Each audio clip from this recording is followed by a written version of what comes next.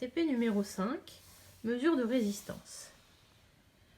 Le dipôle que nous avons ici est appelé résistor ou encore résistance. Son rôle est de résister au courant électrique, donc de protéger les circuits.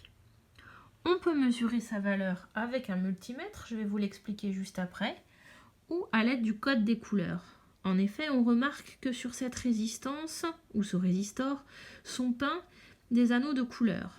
Le premier anneau est marron, il correspond au premier chiffre de la valeur de la résistance.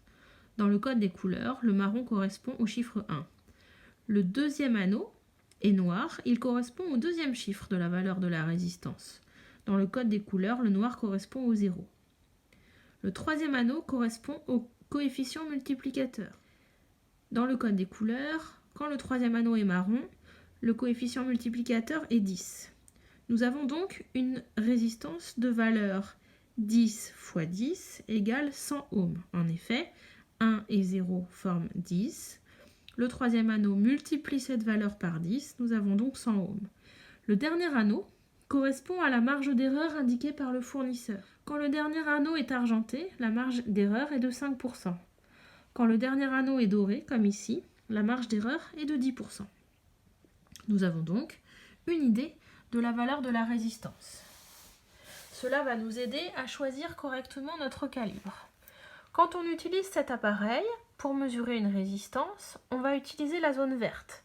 En effet, on y trouve la lettre oméga, qui est la dernière lettre de l'alphabet grec, et cette lettre a été choisie comme symbole de l'unité SI de résistance, qui est le ohm.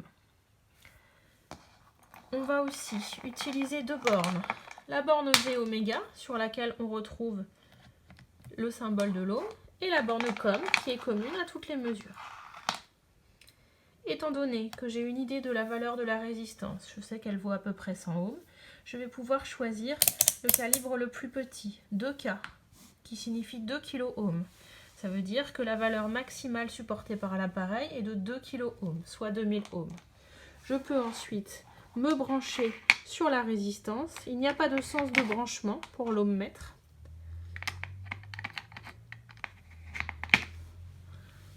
Et je mesure une résistance de valeur 0,1 kOhm.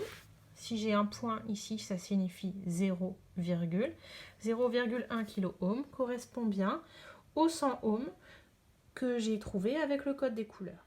Je peux également mesurer la valeur de la résistance d'une lampe. Une lampe est extrêmement conductrice, elle laisse très bien passer le courant.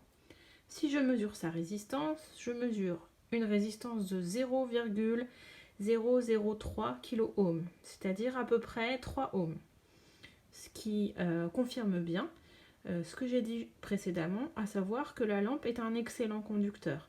Conducteur, on le sait depuis la 6e, est le contraire de isolant. Un isolant aura une résistance infinie, un conducteur aura une résistance très faible.